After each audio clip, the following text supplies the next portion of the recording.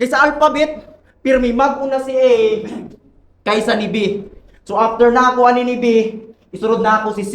Oh, A, B, C. Ang sequence mo bang na-gets dong? Sige, ako na lang i-mention si A, G, C para sunod ng malitson. So, call out na sab. Sa usa sa imong gikahadlukan.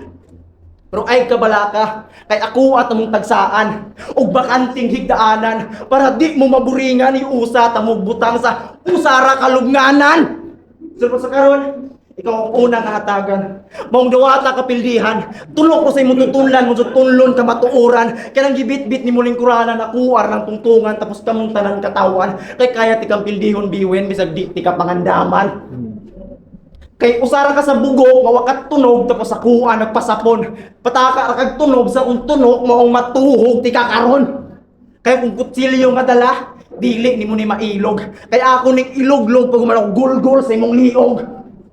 Kay di ko mahadlok mo palang. Bisag asa mo lapag. Kung sa kuwa ka makatakas, binlang gyapon tikag di nimo malimtan nga samad. Kay isang letra lang pinagkaiba sa sumasabay, sa sumasablay. Sulat mo ba, Biwen, pumapantay? Uy, sulat ko, pumapatay.